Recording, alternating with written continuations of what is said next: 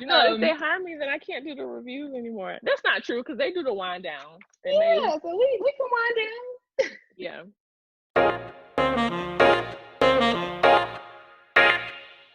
Hey guys, welcome back to another episode of Conversations with Jules, where I have real conversations with real people in real life. I'm your host, Jules, and before we go any further, I need you guys to go ahead and click that subscribe button. It is right below. Go ahead, comment, like, and more importantly, share, because sharing is caring. You know what today is, you know what time it is. I'm here with my girlfriend, Niché. She's in Atlanta right now. I don't think I've ever really explained who you are and what you do, but this is Miss Niché Caldwell. She is like interior designer, website builder. She is mogul extraordinaire. She's married to, is he a two-time Super Bowl champ? He went twice, won one, lost one. Okay. Super Bowl champ Andre Caldwell. This is his wife. We went to high school together. We talked about that a little bit in the last episode. So this is how I know Niché, and this is who she is. So if you need any business websites done, you need any consulting, you need to go ahead and knock on Niché's door. But go ahead and log on to CaldwellCreative.com and get all the information that you need. Sign up for those newsletters. Go ahead and get your daily planners. She also includes devotionals with her planner, so you can get on track with God and your business and what God is speaking through you to you through your business. So make sure you jump on that.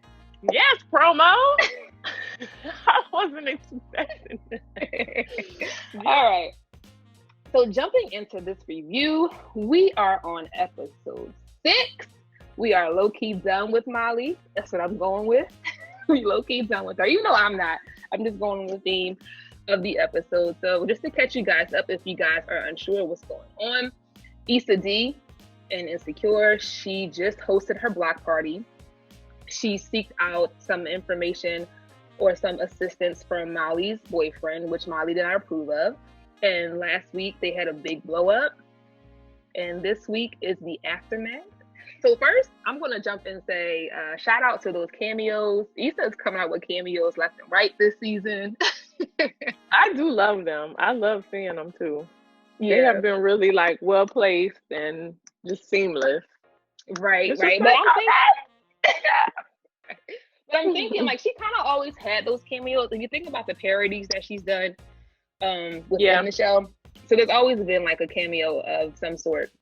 But now they're like actual characters in the series. So kudos to them. We see that she brought Wendy Raquel back as mom. And I know before you were saying that she just seemed too young, but I don't know. She fit this time. She fit like as a mom, like her whole image. Well, now that we know Issa's 30, it can make sense that her mom is in her 50s.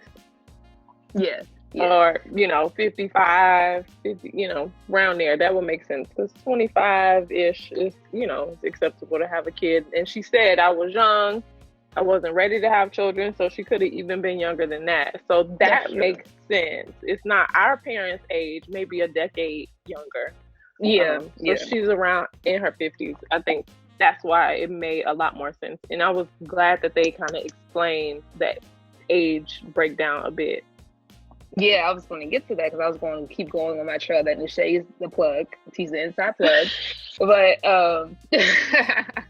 a couple of our reviews back, you had mentioned like, how old are they? Like we really weren't sure how old they were. And she just flat out said like, I'm 30. So we now that we have an age for her. And also Niché is the plug because I believe it was last review. I might have edited this out, but last review, the question was like, what is Issa going to do now that the block party is finished? Like, what is her actual job? And that question was asked in this episode. So again, get this in the right. It's just time. It's timing of the way that they've sort of laid the characters out. I did also know that wasn't going to be the season finale. Mm-hmm. The block party wasn't going to be the season finale. And I said, if it was, that would be the point where they kind of blew up or broke up or whatever. And that is worth season ending. But obviously there's something more to it because now we're just in episode 6. And we're going to see whether they're going to rebuild or remain split. Right. I still think Lawrence, even though he's been MIA for 2 episodes now, I still think Lawrence and Nathan are gonna come around at some point, maybe 7, 8, 9, or 10. We still have, more episodes to go, but Yeah. I still think those characters are gonna be heavier. And it looks like Molly is gonna get her like solo episode next episode. So we're kind of seeing what life is like after the Issa and Molly best friendship. Right. And I mean, I was going to jump to this at the end because you're talking about it. I guess as from a writer's point of view, like, what does Insecure look like now? Because now, like, you had a solo Issa show just now, and it looks like we're going to have a Molly and Andrew show. Well, not an episode, I shouldn't say a show, a Molly and Andrew episode. So I guess, like, what does the future of Insecure look like now? If they don't become friends again, if they're not as cool as they were, like, are we just going to follow separate lives? Because they are renewed for season 5. So what does that look like? Like, from a writing standpoint? I don't think it makes sense to keep them so far apart with these split episodes for long. Okay. Because the whole premise of Insecure is about Issa for sure, but definitely Issa and Molly's best friendship. Now, I don't think it's worth watching somebody's friendship not rebound. I think it's more valuable to watch how they do rebound.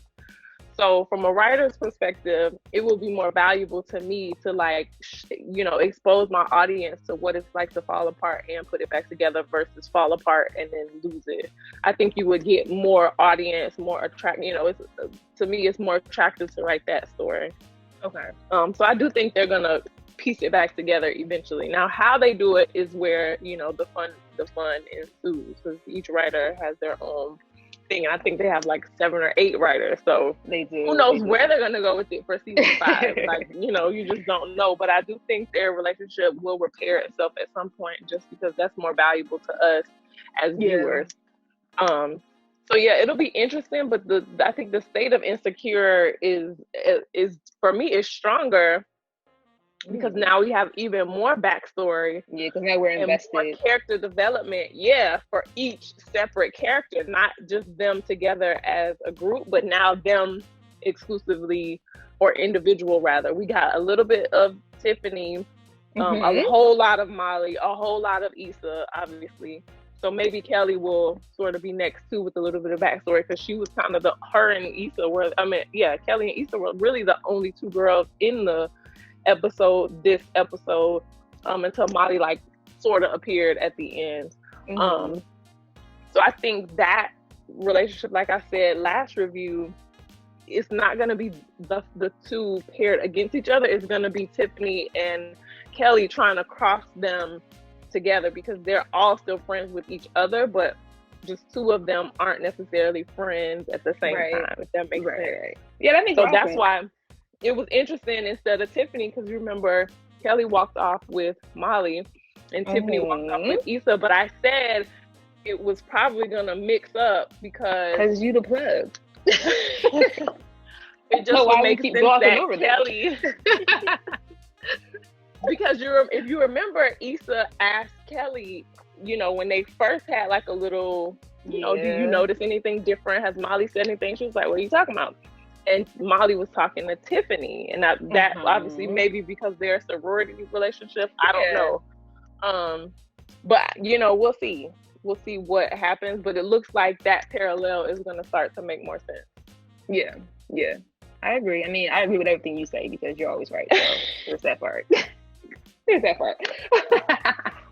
But yeah, I think all of that's going to be very interesting, since we have so much exposition for each character now. You're right. I listen. Whatever you say, I'm with you. But I feel like the entire theme of the episode was in the very beginning when Mira was like, relate, relax, release, and I felt like that was the theme of the whole thing. So going into it after the fallout, I felt like. Sorry, I had to glance at my notes.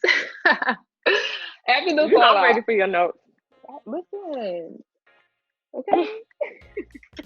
I was going in today.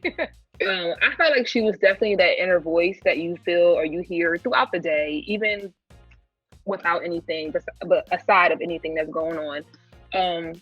First that self doubt of like, did I do something wrong? Like, should I reach out first? And then for her to snap back, like, no, girl, relax, release, let her contact you. And sometimes I think it's a bit of, you get it in any relationship. If you're the one who's always fighting, no matter if you're the one who's always wrong or not, if you're the one who's always fighting to save it, to fix it, to talk through it, that's exhausting. You just get to a point where you're like, I'm not going to fight for this anymore. If we're going to get back together, great. I can't be the one that is always fighting for us. You have to have some sort of fight in you on the opposite side too. So I think she's waiting for that from Molly. Like, when are you gonna fight for our relationship? I'm always fighting for us.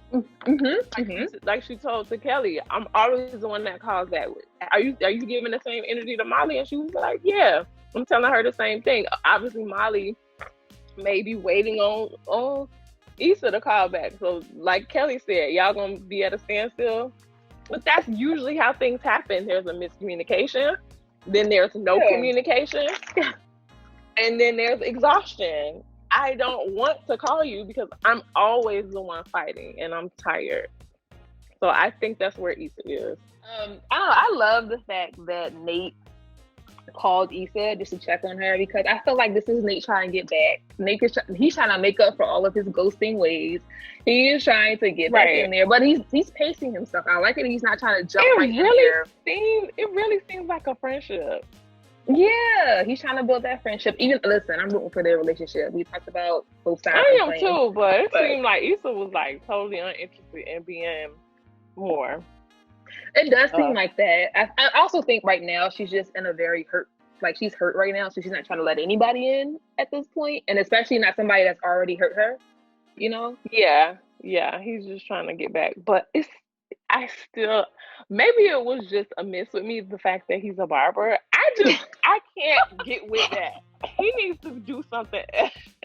Well, what would you rather do? What would you rather I don't know. Something else. Not that. And listen, don't get me wrong. I have friends who are barbers and they're awesome, and I don't think they, want any other kind of career because they're in it. They love it. It's great. Not saying it's not a profitable career or anything like that. I'm not trying to be condescending to being a barber or a hairstylist or anything like that.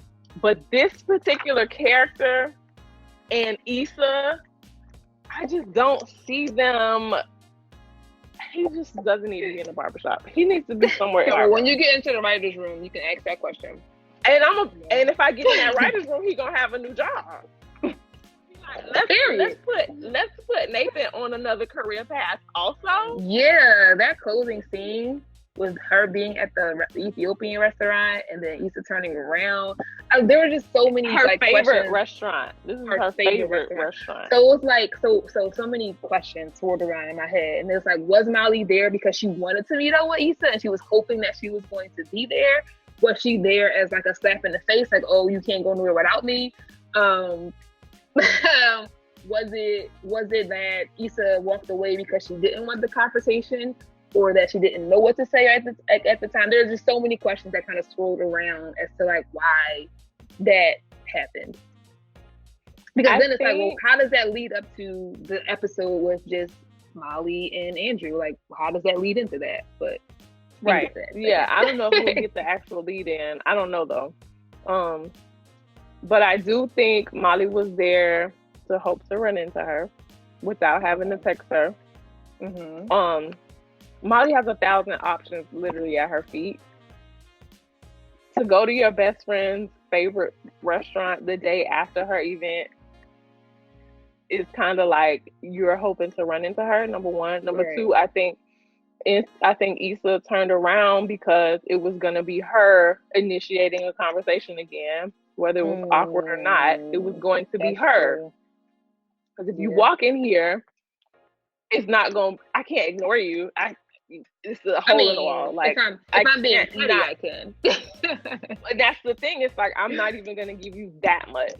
Because then even if you say something to me, it's like no room to even pretend I don't see you because I'm walking in, you're like at the counter. Like there's no way to miss you.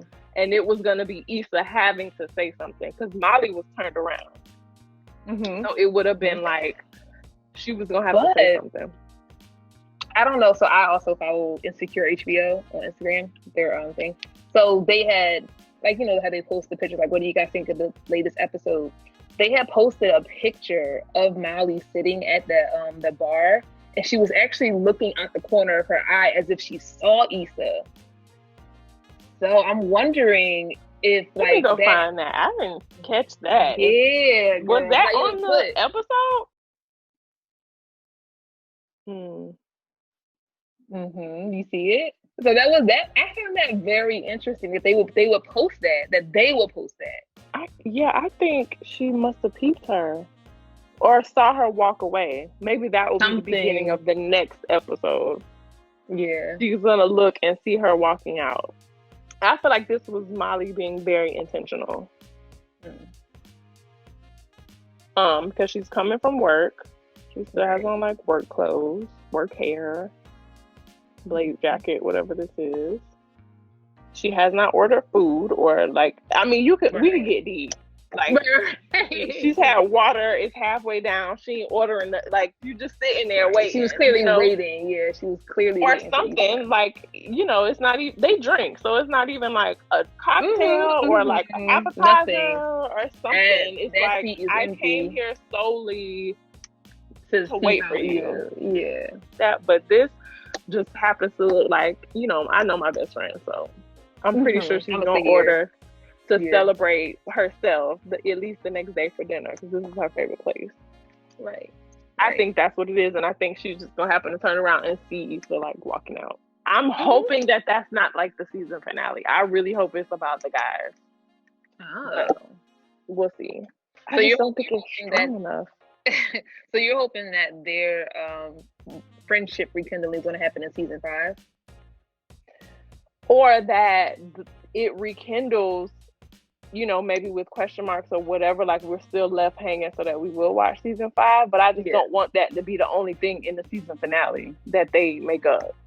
That'll be a little anticlimactic to me, because I'm still on your side with the season finale being Lawrence and Issa banging. Because that would be a great cliffhanger. Well, see now it may not be as heavy because him and Condola aren't together anymore, so it wouldn't matter. It wouldn't be as well. It would matter if Issa lets Nate back in.